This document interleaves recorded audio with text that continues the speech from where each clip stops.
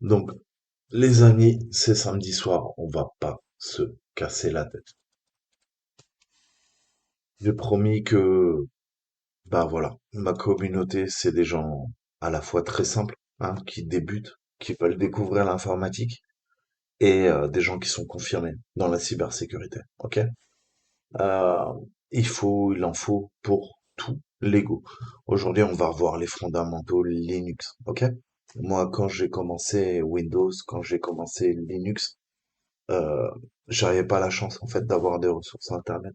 Hein. J'ai réussi grâce à l'échec. En fait, hein, ça a été du try and error. J'ai craché des systèmes d'exploitation. J'ai craché des Windows quand j'avais 6, 7 ans.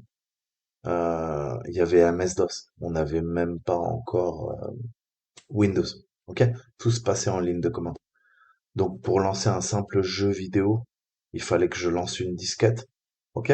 Que j'édite des fichiers comme le DOS.6, Imen.6, que je fasse un fichier BAT pour pouvoir libérer un tout petit peu de mémoire pour lancer mon jeu vidéo préféré, ok?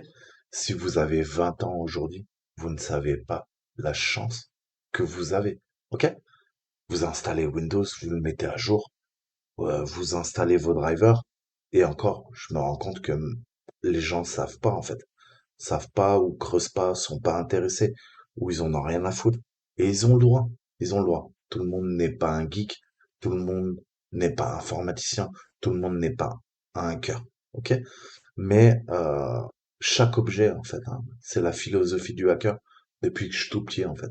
Chaque objet que j'avais entre les mains depuis que je suis tout petit, hein, je l'ai démonté. Je l'ai démonté, je l'ai cassé.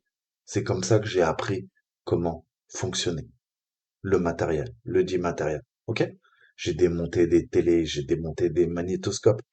J'étais un fou. Je démonté des PC, je démonté des calculatrices. Tout ce qui était électronique, ça me branchait plus. Jusqu'à que j'ai 14 ans, je me suis intéressé aux femmes. Mais de ma naissance jusqu'à 14 ans, j'étais comme un dingue. Ok? Tout ce qui était électronique, tout ce qui fonctionnait avec des puces, j'avais cette soif de connaissance. Je voulais foncièrement mettre les mains dans le cambouis, dans le capot et comprendre comment fonctionnent les choses. Ok? Ma chaîne, je vous ai dit, la technologie, si on continue, elle est croissante, ok? Et de façon exponentielle. Si jamais on prend pas le temps d'apprendre comment fonctionne la technologie, c'est la technologie qui nous contrôlera. Ok? Ça, c'est mon intro, je m'arrête là. Aujourd'hui, on va revoir les fondamentaux Linux. Alors là, je sais, vous allez me dire, il y en a plein qui vont me dire, écoute, tu me casses les couilles, quoi. Moi, c'est bon, j'ai fait des études, je suis informaticien. Linux, je connais, voilà. Ben justement, ça sera pas pour vous. Ça sera pour ceux qui débutent, ceux qui s'accrochent, ceux qui ont la curiosité, ceux qui veulent apprendre le hacking et qui partent de rien. J'étais comme vous, hein. Je disais à un de mes abonnés, bah écoute, j'étais comme toi il y a 20 ans. Voilà. Dans 20 ans, tu seras meilleur que moi. Et je te le souhaite. Ok? Donc lâchez pas l'affaire. Ne soyez pas rebutés. La technique n'est pas agréable. Il faut apprendre. Plus vous mettrez les mains dans le cambouis, plus vous apprendrez à apprendre la technique. Ok? Au début, c'est rebutant. Il n'y a rien de très sexy. Mais vous verrez que plus vous deviendrez technique, plus vous verrez en fait le pouvoir de votre cerveau et les capacités que vous avez. Avec nos doigts, ok? On a 2 mains, on a 10 doigts, on a un cerveau, et avec un ordinateur, vous pouvez devenir des dieux, ni plus ni moins, ok? Mais ça va prendre du temps, hein? J'ai pas envie de vous mentir, je suis pas un charlatan, je suis pas un escroc, c'est un travail de longue haleine, ok? Moi, ça fait plus de 30 ans que je fais ça, ok? Donc, dites-vous, dans 30 ans, vous serez bien meilleur que moi, ok? Parce que vous allez vous donner les moyens, parce que vous allez bosser. Je m'arrête là. C'est mon petit côté un peu pipelette. Mais voilà, ok. Ne lâchez rien. Ne lâchez jamais rien. Et c'est pas parce que vous n'êtes pas informaticien, parce que vous n'avez pas fait d'études en informatique, que vous n'y arriverez pas. Ok? Donnez-vous les moyens. Vous y arriverez. Ok? Vous en faites pas. Parole d'homme. Je parle, c'est mon expérience qui parle. Vous inquiétez pas, j'étais comme vous avant. Donc aujourd'hui, on va se revoir les fondamentaux. Linux, peu de gens le savent, hein, mais Linux, d'abord c'est Unix. Unix, ce sont de très très vieilles machines hein, qui fonctionnaient fin des années 50, 60, 70. Et c'est vrai qu'aujourd'hui, je parle avec des développeurs, des administrateurs, des programmeurs. euh, et c'est vrai que je suis un peu le vieux con en fait. Moi, je suis la transition en fait entre les nouveaux informaticiens, c'est votre génération là. Si vous avez 20 ans et que vous m'écoutez, et les anciens qui ont maintenant 40, 50 ans. Ok? Moi, j'ai eu la chance d'être entre les deux. J'ai eu la chaise, euh, le cul entre deux chaises. Excusez-moi l'expression. Et donc, j'ai pu découvrir des systèmes qui sont plus utilisés. Ok? J'ai travaillé dans des sociétés, il y avait des cartes perforées. Le truc, c'est antédiluvien. Qu'est-ce que je peux vous parler? Je peux vous parler des AS400, du mainframe, ok? D'IBM. Moi, j'ai appris à programmer là-dessus, le Fortran. Ok, c'est des langages de programmation qui sont très recherchés, hein. Vous gagnez des millions si vous savez les utiliser. Mais voilà, j'ai été formé par des anciens. Et pourquoi j'ai fait ma chaîne YouTube? Parce que je voulais justement, maintenant que je deviens ancien, former à nouveau les nouvelles générations. Donc, on va commencer à les fondamentaux Linux. Vous savez que, allez, si on doit faire une opposition, on a deux gros systèmes. On a le Windows, on a le Mac. Le Mac, c'est juste une variation, en fait, du système d'exploitation Linux. Linux, qui est lui-même, en fait, basé sur Unix. OK? Donc, bien sûr, l'interface graphique va changer, mais encore une fois, hein, comprendre un système euh, d'exploitation, c'est comprendre en fait comment on contrôle, hein, comment on peut contrôler tout ce qui se passe dans le monde. Hein. C'est pas uniquement des voitures, des téléphones Android, des super ordinateurs, des applications au niveau de votre maison, c'est aussi des serveurs d'entreprise, etc., etc.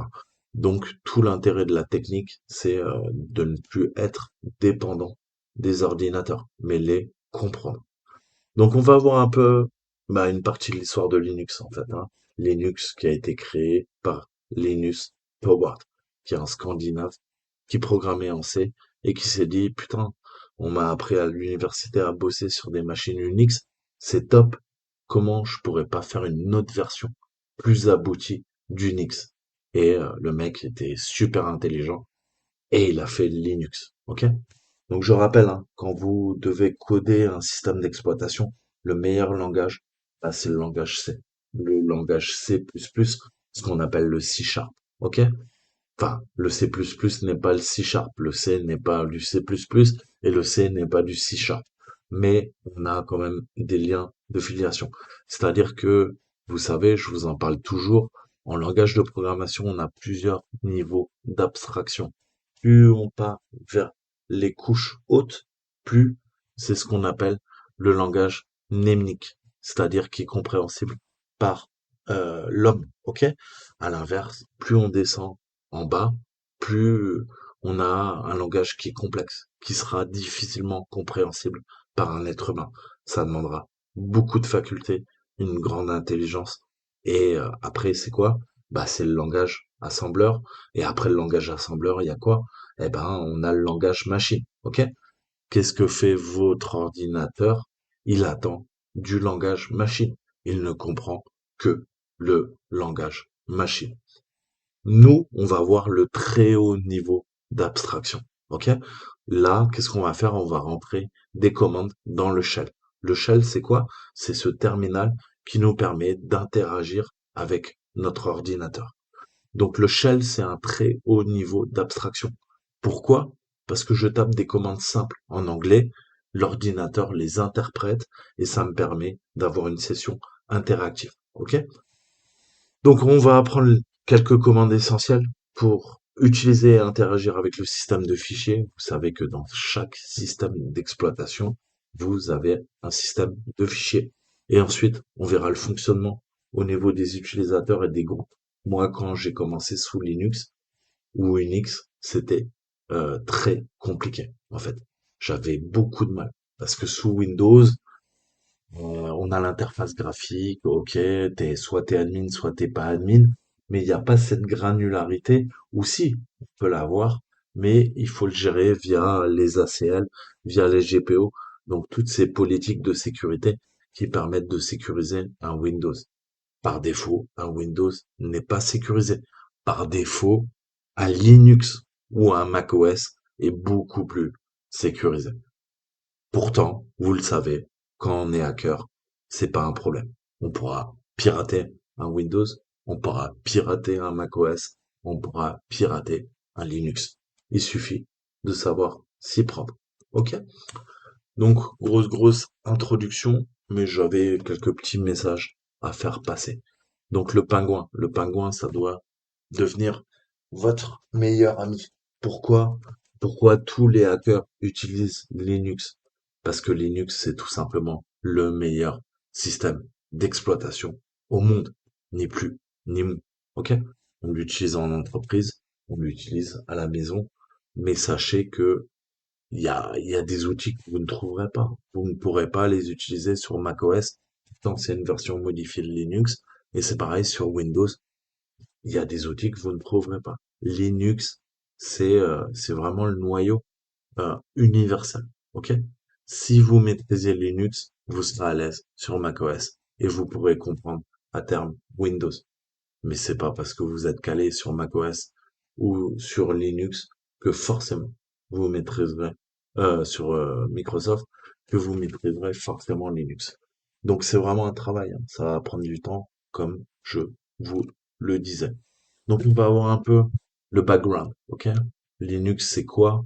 On sait que c'est un pingouin, mais d'où ça vient? Qu'est-ce que ça fait? En fait, Linux, même si vous savez pas l'utiliser, en fait, il vous entoure, hein.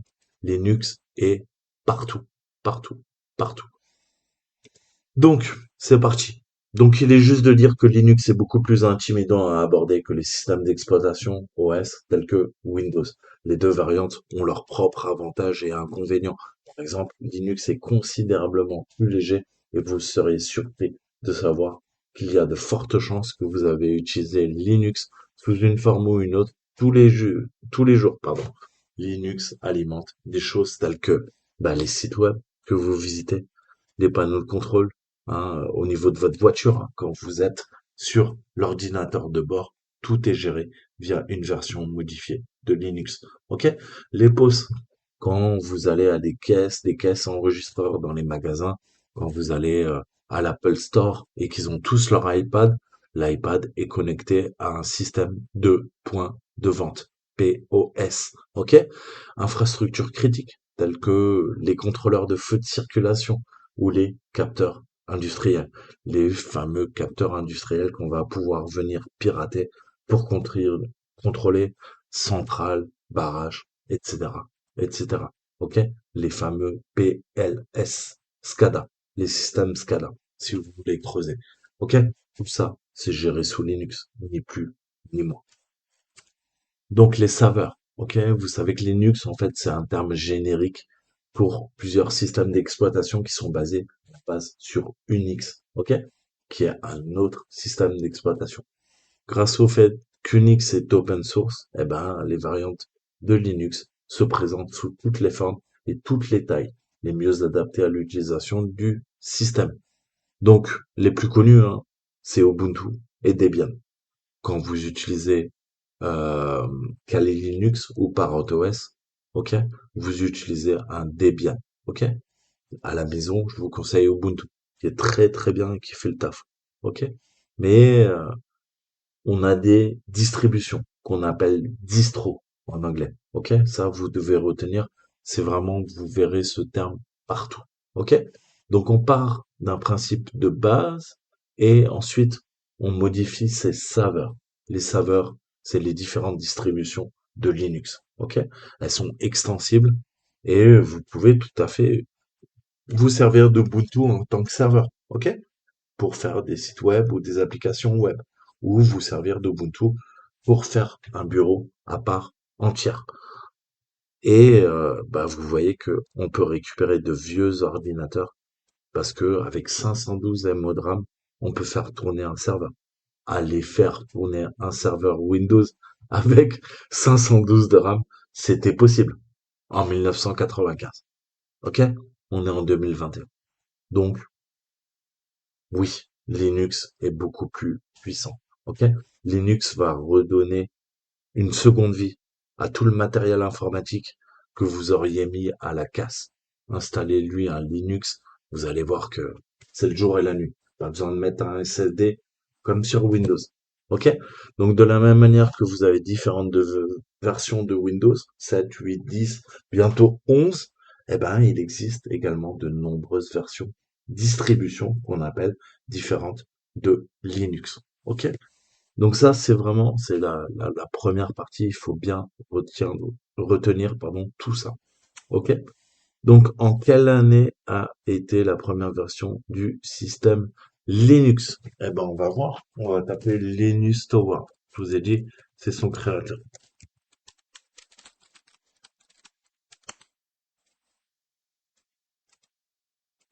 Lui, à 21 ans, le mec, il avait rien d'autre à foutre. À 21 ans, il a codé le noyau Linux. OK? C'est un des plus grands hacker de la planète, ok? Parce qu'on s'est codé à 21 ans le noyau, le kernel d'un Linux, honnêtement, je pense que voilà quoi. On va pas faire des CTF sur Try Hack Me comme moi. Donc voilà. Le principe c'est dictateur bienveillant à vie, ok? Le principe c'est de se servir de ses connaissances pour aider les autres, ok? Aider les autres. Faites ça toute votre vie, ok? Si vous êtes plus intelligent que les autres, aidez-les. Aidez-les à comprendre certains concepts. Ok?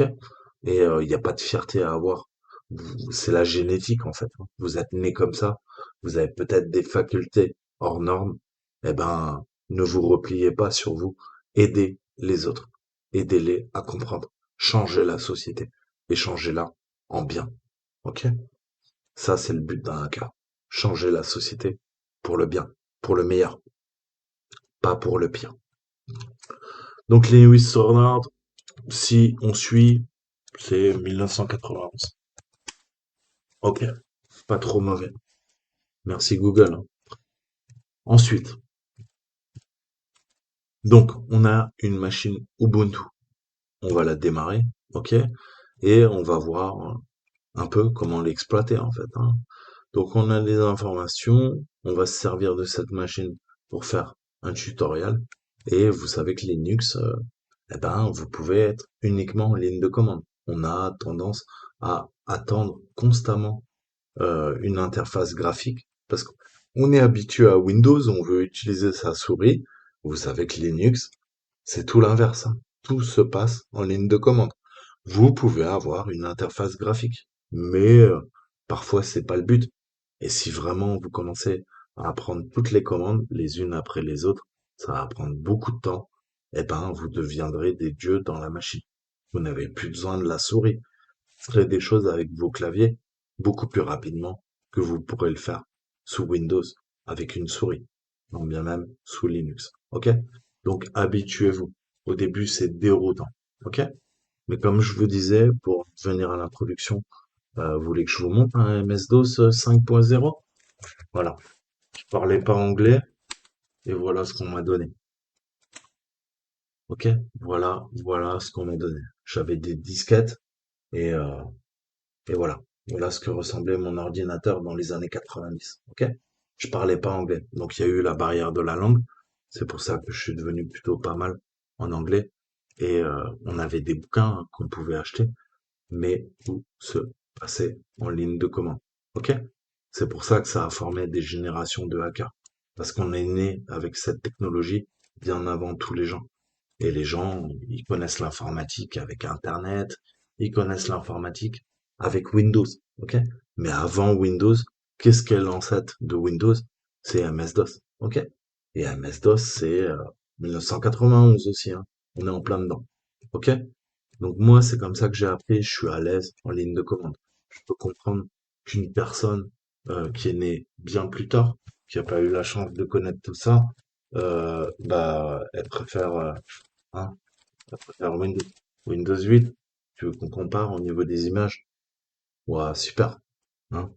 T'as Métro, t'as tes tuiles, tu peux cliquer sur tes applications, tout est écrit, ok? Tu vas chercher, tu peux aller rechercher. Nous, à l'époque, vieux cons que nous sommes, eh ben, on n'avait pas toute cette chance. Le problème, c'est qu'on forme les gens à être de plus en plus dépendants de la technologie. Ok? Vous allez cliquer, tout ça, mais finalement, vous savez même pas quand vous cliquez sur un icône, qu'est-ce que fait l'ordinateur derrière. Et ça, c'est vraiment grave en fait. C'est qu'il y a plein de gens qui savent utiliser un ordinateur, et c'est normal, ils sont pas tous informaticiens, heureusement. Mais ils savent pas. Tu sais, c'est de la magie en fait, hein. Et j'en reviens, je vous parlais de Clark, ok? Qui disait toute technologie suffisamment avancée est indiscernable de la magie. Mais c'est exactement ça. Aujourd'hui, vous utilisez vos téléphones, n'importe quel moyen de télécommunication. Concrètement, qui vous a expliqué comment ça fonctionnait, hein? Quels étaient les composants qui permettaient le fonctionnement du matériel, tout ça? On vous en parle pas, on vous en foutez, à la limite. Ok? Tant que ça marche. Le problème, c'est le jour où ça marche pas. Et là, on en revient à mon introduction. Vous apprendrez plus quand vous vous serez cassé les dents sur de la technologie, quand vous aurez fait des erreurs, quand vous aurez planté votre PC, quand vous aurez installé des virus, ok? Quand vous aurez craché votre système. Si vous arrivez à le réparer uniquement grâce aux ressources sur Internet, eh ben là, vous aurez franchi un pas de géant, ni plus ni moins. Comment j'ai appris l'informatique? En cassant mes systèmes, en les défonçant, en installant des virus. Ces virus, je me suis dit un jour, j'apprendrai comment ça fonctionne. J'apprendrai comment on a réussi à me pirater. Ok? Et c'est comme ça que je suis devenu hacker. Parce que à force de me faire pirater, j'en ai eu marre. J'ai voulu comprendre. Je suis pas resté acteur passif. Ok? J'ai pas consommé la technologie. Je l'ai appréhendée. Je l'ai apprivoisée. C'est devenu mon meilleur ami. Ok? Alors qu'elle me faisait peur au début. Hein, c'était mon pire ennemi. Ok? Donc c'est ce principe. Vous devez vraiment devenir à l'aise avec l'informatique, avec la technologie. Sinon, vous ne comprendrez jamais comment ça fonctionne. Et du coup, on pourra abuser de vous. Ok? Se servir de la technologie pour vous espionner, vous en rendrez même pas compte. Ok? Donc, c'était la première partie. Euh, on va faire ça en plusieurs parties. Je veux voir. Ce soir, j'ai envie de parler un peu. C'est pas spécialement de l'informatique, c'est aussi de la philosophie. C'est ma façon de penser. Et voilà. Peut-être vous kifferez, peut-être vous kifferez pas. Mais prochaines étapes, on va se revoir. Eh ben, les commandes de base hein, sous Linux, il n'y a pas de honte à avoir. Si vous ne maîtrisez pas Linux, c'est pas parce que vous êtes nul, c'est parce qu'on ne vous l'a jamais montré. Voilà. Je vous dis à bientôt. Prenez soin de vous. Ciao, ciao.